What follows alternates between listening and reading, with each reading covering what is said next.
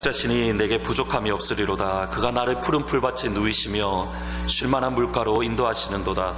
내 영혼을 소생시키시고 자기 이름을 위하여 의의 길로 인도하시는도다. 내가 사망의 음침한 골짜기로 다닐지라도 해를 두려워하지 않을 것은 주께서 나와 함께 하심이라. 주의 지팡이와 막대기가 나를 안위하시나이다. 주께서 내 원수의 목전에서 내게 상을 차려주시고 기름을 내 머리에 부으셨으니 내 잔이 넘치나이다.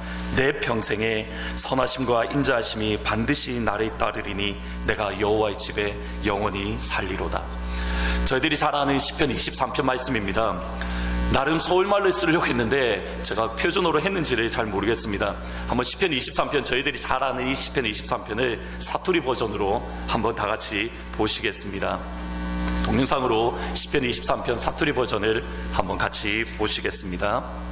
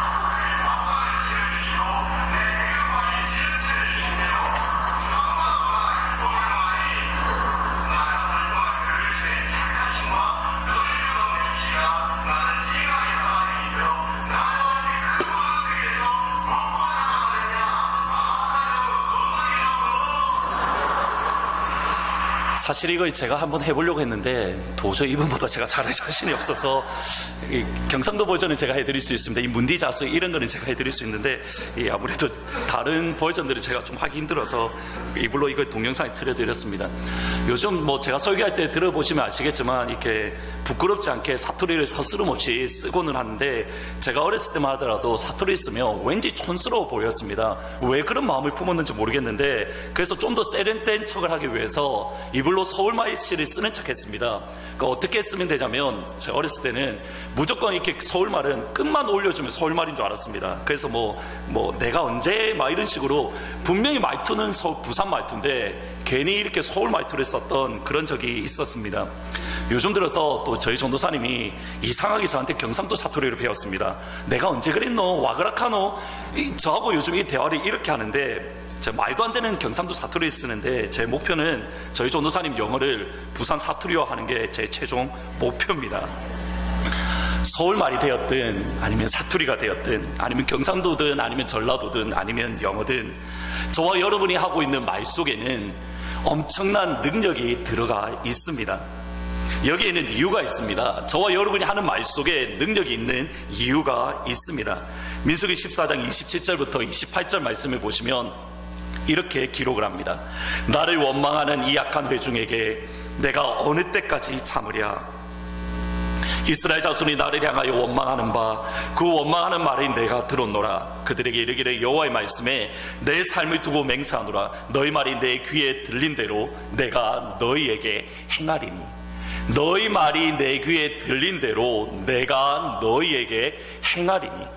그리스도인들의 말에 능력이 있는 근본적인 이유는 저희들의 말 자체가 문제가 아닙니다. 저희 그리스도인의 능력이 있는 이유는 저희들 때문이 아닙니다.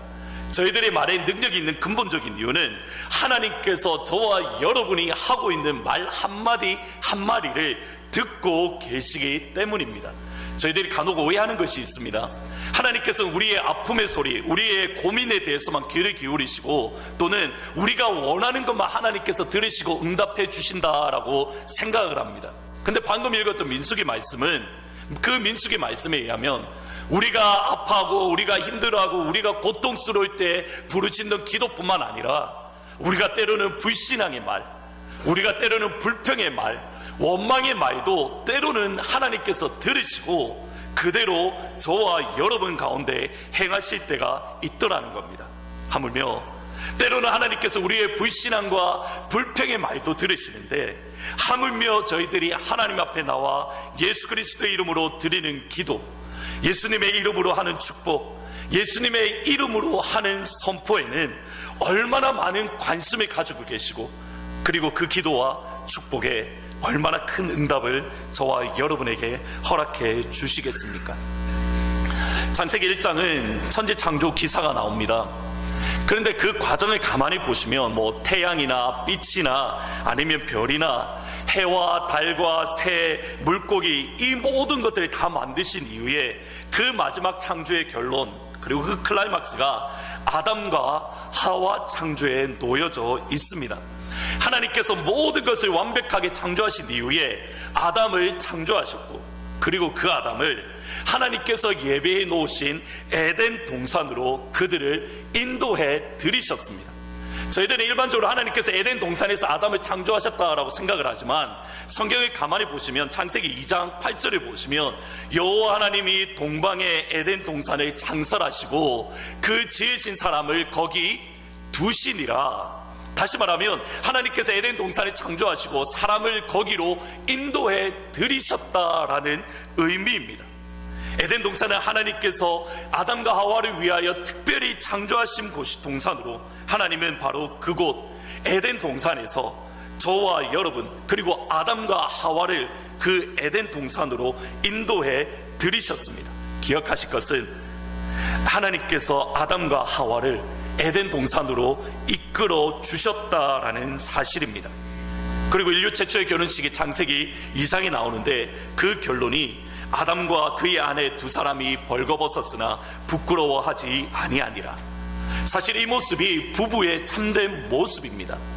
영국에 있다고 하는 나체촌처럼 옷을 벗고 살아야 된다라는 말이 아니라 서로가 서로에게 부끄러움이 없는, 서로가 서로에게 아무런 거리낌이 없는, 숨김이나 거짓이 없는 자기의 모든 것을 온전히 드러내는 모습, 이것이 바로 하나님께서 아담과 하와를 창조하셨던 원래 부부의 모습입니다. 더 나아가 바로 이 모습이 교회와 예수님의 모습입니다. 우리와의 관계에서 예수님과 우리와의 관계 속에서 아무런 부끄러움이나 거리낌이 없어야만 합니다. 예수님 앞에서 여러분도 부끄러움이 없으셔야만 한다라는 겁니다. 여하튼 이 두 사람 아담과 하와의 모습은 너무나도 아름다운 관계였습니다. 서로의 부족한 부분을 채워주며 그 부족한 부분을 서로 채워주는 모습, 그리고 하나님께서 지으신 완벽한 곳 에덴 동산에서 서로 기뻐하며 즐거워하며 행복하게 살아가는 모습, 여기가 에덴 동산 그리고 창세기 2장입니다. 그런데 이러한 아담과 하와의 행복이 창세기 3장에 들어와서 급변합니다. 아시다시피 창세기 3장은 하와가 뱀의 유혹을 받아서 타락하는 장면입니다. 그런데 혹시 그거 생각해 보셨습니까? 창세기 2장과 3장의 시간적 간격이 얼마나 되겠습니까? 10년일까요? 20년일까요? 30년일까요? 성경 그 어디에도 사실상 몇 년이 흘렀다라는 구절은 없습니다. 그런데 한 가지 알 수 있는 힌트가 있습니다. 아담과 하와가 에덴 동산에서 아이를 낳지 않았습니다. 아담과 하와가 가졌던 최초의 아이인 가인과 아벨은 그들이 에덴 동산에서 쫓겨난 이후의 사건입니다. 그렇다면 여전히 그들도 임신을 하고 아기를 낳는데 1년이라는 시간이 걸린다고 한다면 창세기 2장과 3장의 시간적 간격은 1년이 채 되지 않았을 겁니다. 곧 아담과 하와의 행복한 결혼 생활이 시작된 지 얼마 되지 않아서 뱀이 하와를 찾아와서 유혹을 합니다. 창세기 3장 1절을 같이 한번 읽어 보시겠습니다. 창세기 3장 1절입니다. 그런데 뱀은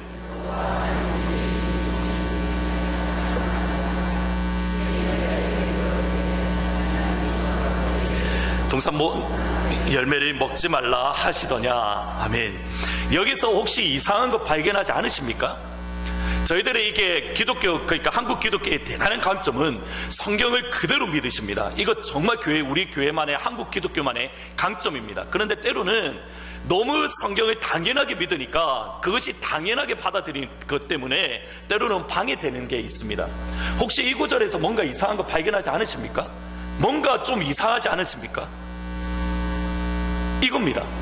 뱀이 여자에게 물어 이르되. 여러분 혹시 말하는 뱀 보셨습니까? 말하는 뱀 보셨습니까? 혹시 뱀이 여러분에게 이야기하는 거 보셨습니까? 강아지가 여러분 가운데 이야기하시는 게 오늘날 정상적입니까?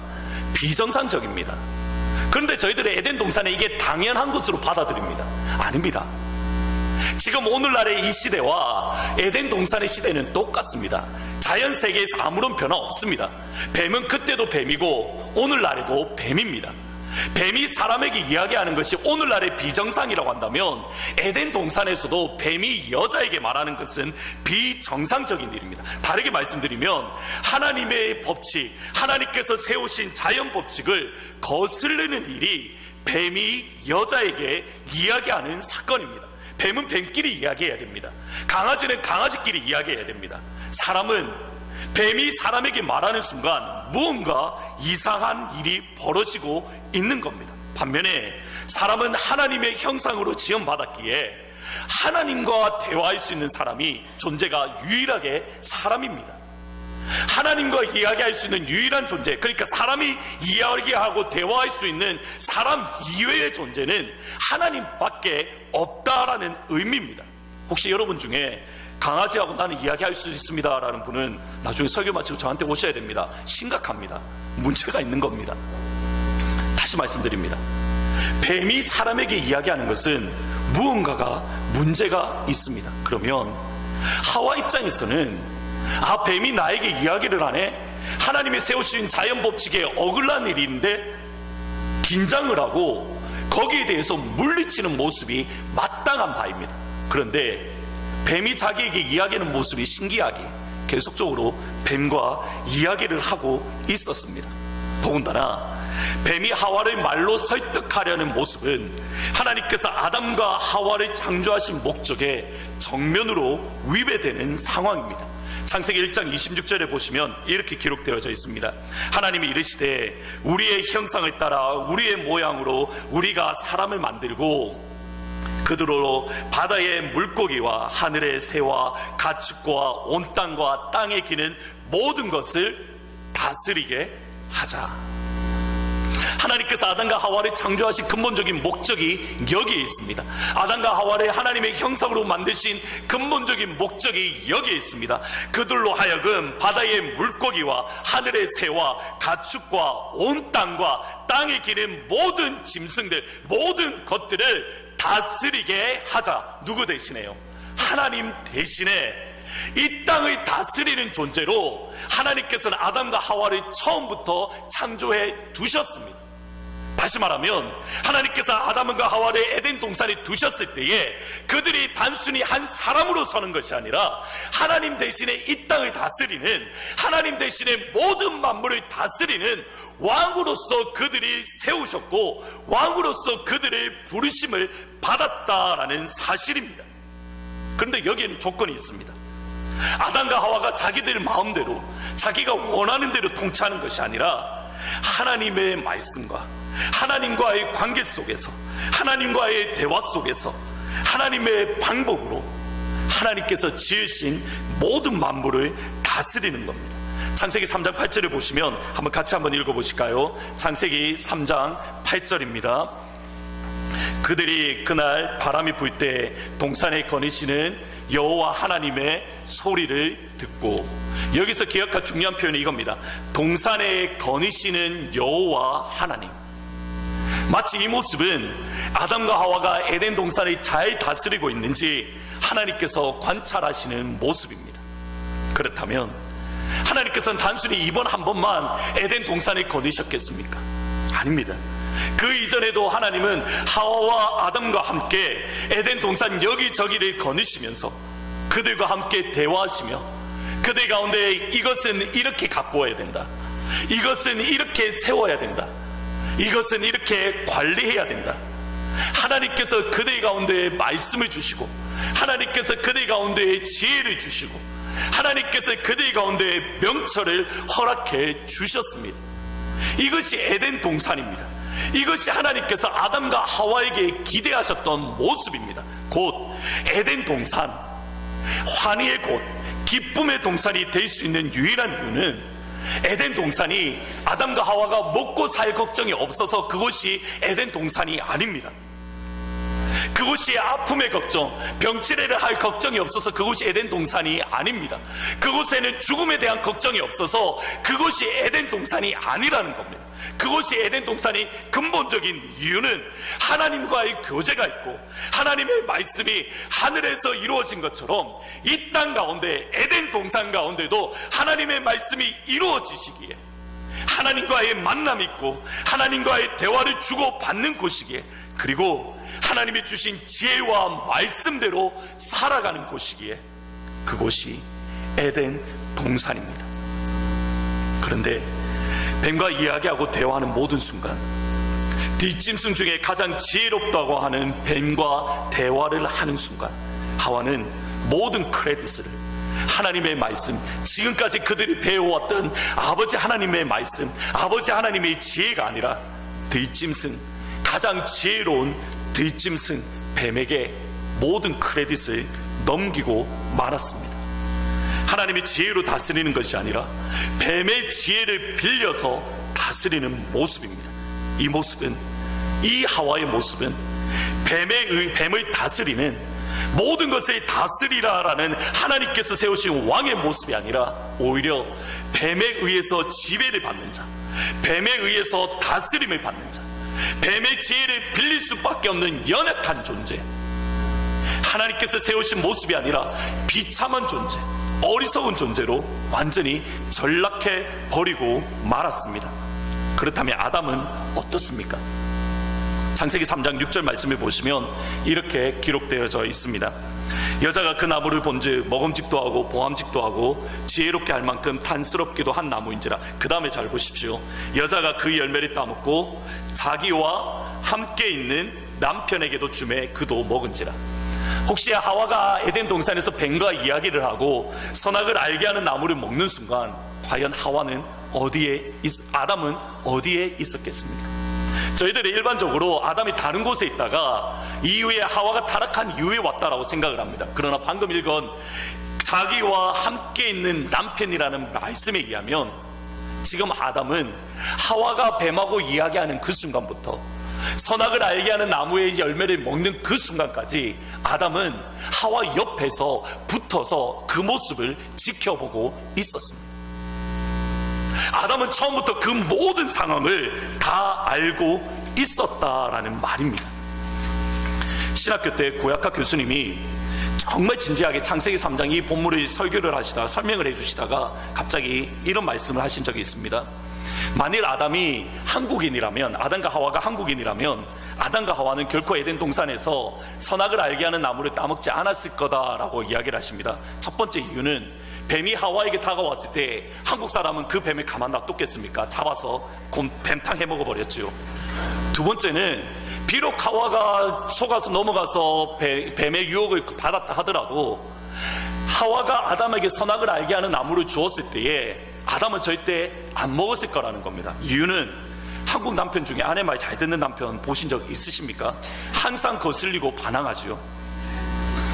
그렇기 때문에 적어도 아담만큼은 에덴 동산에서 계속 살았을 거다라고 농담 반 진담 반으로, 농담입니다, 농담으로 하셨던 기억이 있습니다. 근데 역시 아담은 한국인이 아니었습니다. 그는 아무런 말도 없이 아무런 제재도 가하지 아니하고 잘못된 줄 뻔히 알면서, 선악을 알게 하는 나무를 먹으면 죽는 것을 뻔히 알면서 하와가 건네준 선악을 알게 하는 나무를 먹었습니다. 그리고 그 나무를 먹은 결과가 무엇입니까?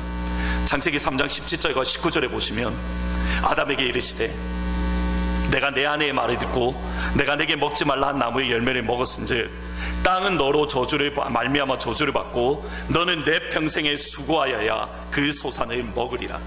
땅이 내게 가시덤굴과 엉겅퀴를 낼 것이라. 내가 먹은 것은 밭의 채소인즉 내가 흙으로 돌아갈 때까지 얼굴에 땀을 흘려야 먹을 것을 먹으리니 내가 그것에서 취함을 입었습니다. 너는 흙이니 흙으로 돌아갈 것이니라. 원래 하나님께서 창조하셨던 아담을 만드셨을 때는, 하나님께서 아담과 하와를 만드셨을 때 첫 번째 목적은 하나님의 말씀으로 그 에덴 동산을 다스리고 정복하고 관리하는 겁니다. 그런데 뱀의 유혹을 받은 순간, 그러나 뱀과 대화하는 순간, 뱀의 지혜를 얻는 그 순간 아담이 땅을 다스리는 존재가 아니라, 이 구절에 의하면 땅이 아담을 다스리는 존재로 바뀌어 버렸습니다. 더 이상 사람이 땅을 다스리는, 세상을 지배하는 존재가 아니라 세상에 지배받는 존재로 변화되어졌습니다. 저주받는 존재로 바뀌었습니다. 땅이 너에게 가시덤굴을 낼 것이고 땅이 너에게 엉겅퀴를 낼 것이다. 네가 땀을 흘려야 먹을 것을 먹을 것이다. 완전히 거꾸로 되어져 버렸습니다. 땅의 지배를 받습니다. 더 심각한 문제는 죽음의 지배를 받는 존재가 되었습니다. 내가 정령 죽으리라. 히브리 말에 의하면 내가 반드시, 내가 정령 죽으리라는 의미입니다.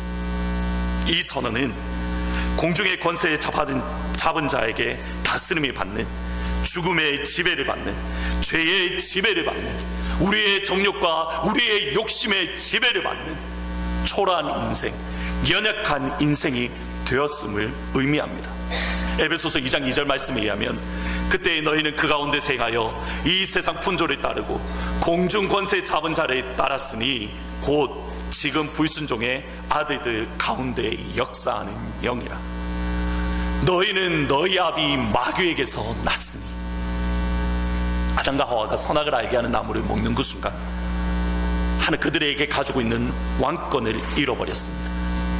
왕권을 잃어버린 정도가 아니라 그들은 이제 죽음의 다스림을 받는 자, 죄의 지배를 받는 연약한 인생으로 변화되어졌습니다. 하지만 여기서 모든 것이 끝났다고 한다면 저희들에게 소망도 없고 희망도 없습니다. 그런데 바로 그 순간 아담과 하와가 하와에게 주셨던 그 왕권, 왕의 지위를 잃어버린 바로 그 순간 하나님은 또 다른 한 왕을 준비해 두셨습니다. 창세기 3장 15절 말씀입니다. 같이 한번 읽어보시겠습니다. 소위 말하는 원시복음이라는 구절입니다. 한번 같이 한 목소리로 읽어보시겠습니다. 내가 너로 여자와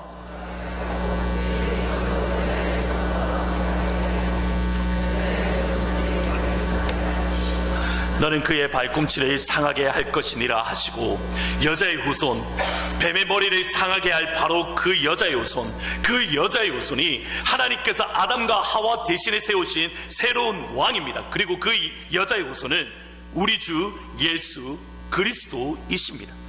예수님께서 왕으로 이 땅 가운데 오셨다라는 사실은 오늘 저희들이 읽은 본문의 말씀 마가복음 11장 7절과 10절에서도 분명하게 드러나고 있습니다. 나귀 새끼를 예수께서 끌고 와서 자기들의 겉옷을 그 위에 얹어 놓음에 예수께서 타시니 많은 사람들은 자기들의 겉옷을, 또 다른 이들은 들에서 팬 나뭇가지를 길에 펴며 앞에서 가고 뒤에서 따르는 자들이 소리 지르되 호산나 찬송하리로다. 주의 이름으로 오시는 이여 찬송하리로다. 우리 조상 다윗의 나라여 가장 높은 곳에서 호산나 하더라. 저희들은 일반적으로 예수님께서 나귀를 타시는 장면을 예수님의 겸손하심으로 이해를 합니다. 물론 스가랴 9장 9절에 의하면 주님의 겸손하신 모습입니다. 그러나 고대 이스라엘 사회에 의하면 왕이 타던 짐승은 말이 아니라 나귀였습니다. 그것을 알 수 있는 것이 예후와 압살롬의 사건입니다. 더불어서 예수님께서 예루살렘에 입성하실 때에 사람들이 겉옷과 가뭇가지를 땅에 펴며 호산나 다윗의 나라여 라고 외쳤습니다. 이 모습은 승리한 왕이, 전쟁에 나갔다가 승리한 왕이 다시 수도로 돌아올 때 사용되었던, 이미 주님 이전에 사용되어지던 관습입니다. 그렇다면 우리 예수님께서 예루살렘에 입성하신 것은 왕으로서 예루살렘에 입성하신 모습입니다. 예수님께서 왕으로 입성하셨다라는 것은 단순히 이스라엘의 왕권을 회복시키기 위하심이 아닙니다. 단순히 로마로부터 지배받던 그 상황을 하나님께서 예수님을 통해서 회복하려 하심이 아닙니다. 주님께서 예루살렘의 왕으로 오셨다라는 것은 아담과 하와가 잃어버렸던 왕의 모습들, 아담과 하와가 잃어버렸던 주님께서 세우신 이 땅을 다스리는 왕으로서의 모습을 회복시키시기 위해서 주님께서 이 땅에 오신 겁니다. 다르게 말씀드리면 사탄의 권세를 깨뜨리기 위해서입니다. 사단의 머리를 깨뜨리기 위해서입니다. 죽음의 권세를 깨뜨리기 위해서입니다. 죽음에 지배받던 저와 여러분을 죽음에 대한 두려움에서 저와 여러분을 해방시켜 주시기 위해서 주님께서 이 땅에 오신 겁니다. 그리고 그것이 십자가 사역의 진정한 의미입니다. 히브리서 2장 14절과 15절 말씀에 보면 자녀들은 혈과 육에 속하였음에 그도 또한 같은 모양으로 혈과 육을 함께 지니심은, 잘 보십시오, 죽음을 통하여 죽음의 세력을 잡은 자 곧 마귀를 멸하시며 또 죽기를 무서워함으로 한평생 매여 종노릇하는 모든 자들을 놓아 주려 하심이니. 주님께서 이 땅 가운데 오셔서 행하셨던 일은 분명히 마귀를 멸하시며 사단의 권세를 깨뜨리시며, 창세기 3장 15절에 여자의 후손이 너의 뱀의 머리를 깰 것이며 라고 하셨던 그 말씀이 예수님을 통해서, 예수님의 십자가의 사건을 통해서 마귀의 권세가 깨뜨려지고 죽음의 왕 종노릇하는 저와 여러분에게 자유함을 주시기 위함입니다. 그러기에 저와 여러분에게 있는 죄의 저주, 저와 여러분에게 있는 죽음의 저주가 예수님의 이름 안에서 끊어진 줄 믿습니다. 더 이상 죽음이, 죄악이, 그 어떤 피조물이 우리를 다스리지도 못하고 우리를 건드리지도 못합니다. 그러나 여기에만 머물러 있지 않습니다. 주님께서 이 땅 가운데 왕으로 오신 것은 당신만 왕으로 오신 것이 아니라 우리 주 예수 그리스도를 믿는 주의 백성들, 주의 자녀들, 주의 제자들에게 그들 역시도 왕으로 세우시기 위해서 이 땅 가운데 오셨습니다. 로마서 5장 17절 말씀을 한번 읽어 보시겠습니다. 로마서 5장 17절 말씀입니다. 한 사람의 범죄로 말미암아 사망이 그 한 사람을 통하여 넘치게 받은 자들은 한 번 예수 그리스도를 통하여 생명 안에서 왕 노릇하리로다. 더욱 은혜와 의의 선물을 넘치게 받은 자들, 곧 그리스도인들, 예수님의 제자들은 예수 그리스도를 통하여 생명 안에서 왕 노릇하리로다. 곧 우리 주 예수 그리스도를 믿고 그 십자가의 보혈을 의지하는 바로 그이가 예수님의 왕권에 가진, 예수님과 더불어 왕으로 다스리는 이들입니다. 그렇다면 예수님이 더 이상 죽음에 매여 있을 수 없었던 것처럼 저와 여러분도 더 이상 죽음에 매여 있는 존재가 아닙니다. 더 이상 질병에 의해서 두려움을 떠는 연약한 존재가 아니라는 겁니다. 권세들이나 기품이나 다른 어떤 피조물에 매여 있어서 두려움에 떠는 존재가 아닙니다. 오히려 주님께서 그러하셨던 것처럼 죽음조차도 다스릴 수 있는 능력과 권세를 가진 이가 저와 여러분입니다. 이것이 저와 여러분의 정체성입니다. 이 말은 예수님께서 저와 여러분을 왕으로 세우셨다는 말씀은, 저와 여러분에게 이미 왕권을 주셨다라는 말씀은 사실상 여러분은 이미 왕으로서 에덴 동산에 계시다라는 의미입니다. 마가복음 11장 11절 말씀을 보시면 주님의 모습이 이렇습니다. 예수께서 예루살렘에 이르러 성전에 들어가사 모든 것을 둘러보시고 때가 이미 저물매 12 제자를 데리고 베다니로 나가시니라. 예수님께서 왕으로 예루살렘에 입성하셨을 때에, 왕으로 성전에 들어가셨을 때에 주님만 가시지 않으셨습니다. 주님께서 인도하셨던 이들, 곧 12 제자를 인도하셔서 하나님의 성전 예루살렘으로 그들을 이끌어 들이셨습니다. 비슷한 거 보시지 않으셨습니까? 하나님께서 에덴 동산을 창조하시고 아담과 하와를 에덴 동산으로 인도해 들이셨습니다. 마찬가지로 예수님의 제자를, 예수 그리스도를 믿는 주의 제자를 가만 내버려 두지 아니하시고 하나님께서 지으신 성전, 하나님께서 세우신 하나님의 성전에 그 제자들을 인도해 들이셨습니다. 구약의 에덴 동산의 개념은 하나님의 성전과 동일한 개념입니다. 곧 예수님은 여러분을 하나님의 성전 에덴 동산으로 인도해 들이셨습니다. 너희는 너희가 하나님의 성전인 것과 하나님의 성령이 너희 안에 거하시는 것을 알지 못하느냐.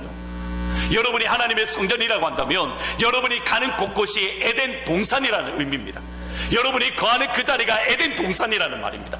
여러분이 거하는 그 자리가 하나님의 성전, 하나님의 천국, 하나님의 나라라는 의미입니다.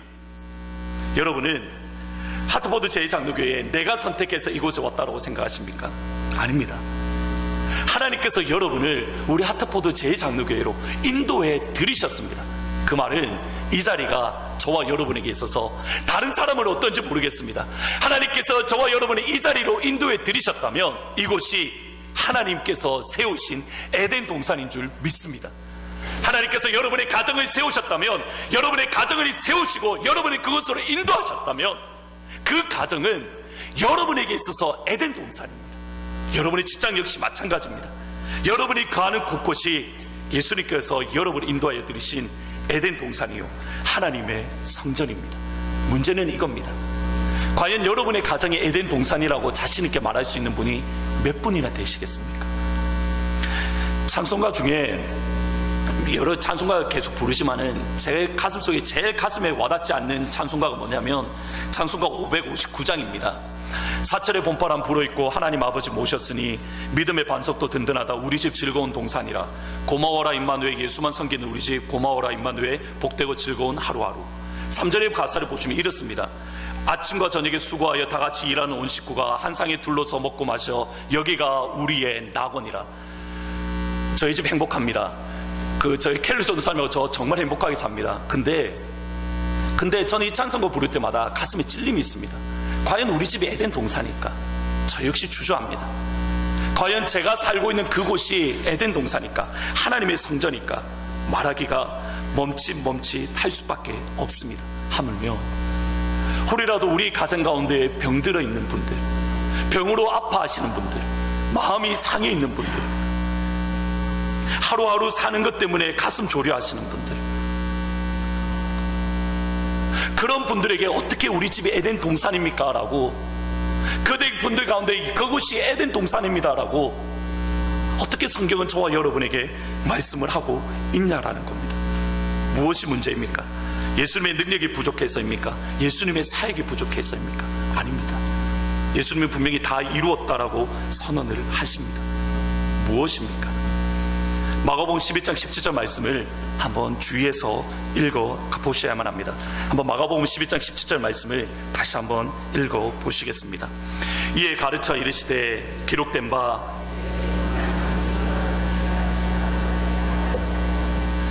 너희는 강도의 소굴로 만들었도다.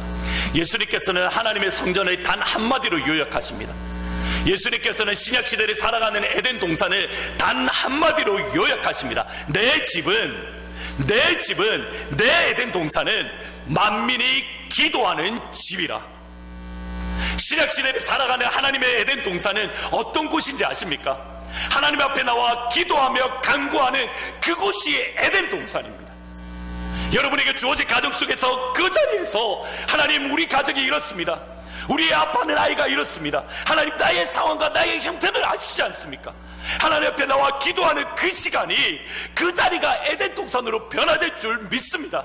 우리 교회 역시 마찬가지입니다. 우리 교회를 가슴에 안고 하나님, 우리 교회를 세워주십시오. 우리 교회를 부흥시켜 주십시오. 하나님 앞에 나와 기도하는 그 순간 이 자리가 에덴 동산이 되는 줄 믿습니다. 여러분의 직장 역시 그러합니다. 문제가 무엇인지 아시겠습니까? 하나님께서 세우신 신약시대를 살아가는 에덴 동산은 우리의 먹고 사는 문제가 완벽한 곳이 아니라, 질병과 어려움 때문에 고난받지 않는다는 곳이 아니라 하나님께 기도할 수 있는 그곳이 에덴 동산이라는 겁니다. 하나님 앞에 나와 간구하는 그곳, 그곳이 에덴 동산이라는 겁니다. 문제가 뭔지 아십니까? 지금 에덴 이스라엘 성전을 보십시오. 하나님은 내 집이 만민이 기도하는 집이라고 하셨는데 기도하지 아니하니 무엇으로 그곳을 가득 차고 있습니까?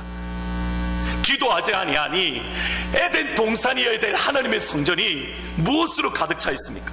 매매하는 자들, 돈 바꾸는 자들, 비둘기 파는 자들, 심지어 강도의 소굴. 하나님 앞에 나와 기도하지 아니하니, 기도해야 되는 에덴 동산이 기도하지 아니하니 강도의 소굴로 변화되더라는 겁니다. 우리 가정이, 우리 직장이, 우리 교회가, 우리나라가 어려움을 겪는 근본적인 이유는 여기에 있습니다. 세상 사람들은 나라가 잘못되는 이유가 지도자들이 나라 살림을 잘못해서라고 합니다. 아닙니다. 이 나라의 민족이 강도의 소굴이 되는 근본적인 이유는 저와 여러분에게 있습니다. 왜 비둘기 파는 자로, 매매하는 자들로 가득 차게 된, 이 나라가 가득 차게 된 근본적인 이유는 저와 여러분이 이 나라의 민족의 가슴에 안고 하나님, 이 나라를 붙잡아 주십시오, 이 나라를 기억해 주십시오라고 주님 앞에 부르시지 않았기 때문입니다. 메리 여왕의 고백을 들어보시겠습니까? 나는 1000만 군대보다 존 낙스가 한 명의 기도가 더 무섭다. 나는 1000만 군대보다 존 낙스가 하는 저 기도가 더욱더 두렵다. 나라가 변하지 않고, 가정이 변하지 않고, 나의 사업처가 변하지 않는 근본적인 이유는 다른 데 있는 것이 아닙니다. 저와 여러분의 책임입니다. 기도하지 아니한 저와 여러분의 책임입니다. 그러면 기도할 때에 어떤 일이 벌어집니까? 무엇이 기도로 하여금 에덴 동산으로 만들게 하는 겁니까? 본문 22절 23절에 보시면 한번 같이 한 목소리로 읽어보시겠습니다. 마가복음 11장 22절 23절입니다. 같이 읽어보십니다. 예수께서 그들에게 대답하여 이르시되 하나님을 믿으라. 내가 진실로 너희에게 이르노니 누구든지 이 산더러 들리어 바다에 던져지라 하며 그 말하는 것이 이루어질 줄 믿고 마음에 의심하지 아니하면 그대로 되리라. 그러므로 내가 너희에게 말하노니 무엇이든지 기도하고 구하는 것은 받은 줄로 믿으라. 그리하면 너희에게 그대로 되리라. 내가 너희에게 말하노니 무엇이든지 기도하고 구하는 것은 받은 줄로 믿으라. 그리하면 너희에게 그대로 되리라. 지난 여름에 아시다시피 휴가를 주셔서 메인에 있는 아카디아 공원에 갔습니다. 근데 사실 그 전에 기도하러 가야겠다, 첫 휴가이기 때문에 기도하러 가야겠다라고 생각을 했는데 순간적으로 마음이 치우침을 받아서 첫 휴가인데 놀러 가자 해서 아카디아 공원에 갔습니다. 첫째 날 저녁에 도착해서 실컷 랍스터 먹고 둘째 날 사단이 났습니다. 교통사고가 난 겁니다. 아침에 그것도. 지금은 제가 이렇게 웃으면서 이야기하지만 사실 사고 정말 심각하게 났습니다. 이렇게 파킹랏이 있는데 저는 거기서 막 밥을 빼려고 김치랑 이런 거 빼고 있는데 뒤에 후진을 하시는 분이 저를 못 보시고 그냥 후진을 하다가 제 무릎이 이렇게 범퍼 사이에 끼어버린 겁니다, 차를. 근데 이분이 이분도 제가 고함을 치고 차를 치니까 놀라시니까 이렇게 앞으로 빼셔야 되는데 한 번 더 뒤로 밟으신 겁니다. 웃으시면 안 됩니다. 그거 큰일 납니다. 왜 그러십니까? 사고 크게 났습니다. 저희 차 범퍼 깨졌습니다. 찌그러졌습니다. 그러니까 사고 제법 크게 났습니다. 그러니까 이게, 근데 감사하게도 보시다시피 제가 목발도 안 짚고 멀쩡하게 잘 다니고 있지 않습니까? 어떤 분이 이 소식을 들으시고 목사님 다리는 얼마나 튼튼하면 이렇게 차가 찌그러지냐고, 다리는 멀쩡하고 다들 슈퍼맨이라고 그렇게 이야기를 하셨습니다. 근데 사고가 난 곳이 국립공원이 이렇게 산속이다 보니까 핸드폰이 터지지 않았습니다. 혹시 T모빌 혹시 사업하시는 분 계십니까? 제 전화 T모빌인데 이것도 T모빌이어서 안 터지나 싶어서 다음에 한국에 이렇게 커넥티cut 돌아가자마자 바꿔야지라고 마음 먹었는데 AT&T도 안 터지고 보라이전도 안 터지는 겁니다. 근데 뭐 시간이 지나니까 뭐 이렇게 뭐 앰뷸런스도 부를 수 없고 막 그런 상황이니까 있다가 한 30분인가 10분 20분쯤 지나다가 한 버스 이렇게 순환 버스가 있어서 그 사람에게 연락을 해서 그 사람이 내려가서 전화를 해서 앰뷸런스가 왔는데 대략 한 시간이 한 30분에서 1시간 정도 지났습니다.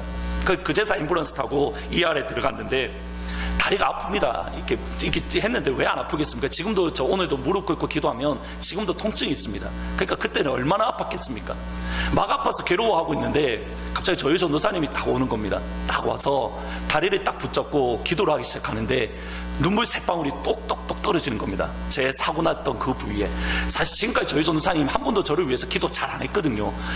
저희 전도사님 기도를 할 때 어디까지 기도를 하냐면 왜 성경에 보면 환난의 날이 겨울이 되지 않기를 위해서 기도해라 라는 구절이 있습니다. 그걸 놓고는 눈물을 흘려 기도합니다. 근데 결혼하고 나서 저를 위해서는 눈물 뿌려 기도 안 했거든요. 제가 알거든요. 근데 그 순간 자기도 얼마나 놀랐는지 제 다리를 붙잡고 기도하면서 눈물이 쇳방울이 제 다리에 똑똑똑 떨어졌습니다. 제가 이걸 왜 기억하는지 아십니까? 그 눈물이 떨어지는 순간 여러분은 어떻게 생각하실지 모르겠지만 저는 그 순간부터 통증이 없어졌습니다. 안 믿으십니까? 사실입니다. 그리고 그 사고 내셨던 부인, 그 부인도 아마 믿으시는 분인 것 같습니다. 그분도 와서 눈물을 흘리며 이렇게 자기도 놀랐겠지요. 그분도 제 다리를 붙잡고 기도하셨습니다. 제가 말씀드리고자 하는 게 뭔지 아시겠습니까? 세상 사람들 보기에는 제 다리가 튼튼해서 다리가 멀쩡한 줄 압니다. 그러나 제 버전은 이겁니다. 제 해석은 이겁니다. 아니요, 제 다리가 멀쩡해서가 아닙니다. 튼튼해서도 아닙니다. 그 시간에 눈물을 흘려 기도했던 저희 전도사님의 기도와 그분의 눈물을 흘려 기도했던 그 기도 때문입니다. 이것이 저와 여러분에게 주신 하나님께서 왕으로 세우신 기도의 특권이요, 기도의 권세입니다. 물론 저희들이 기도한다고 해서 바로 응답되지 않는 거 저도 압니다. 저희 아버지 구원을 위해서 저 어렸을 때부터 지난 20년, 30년 동안 계속 기도했습니다.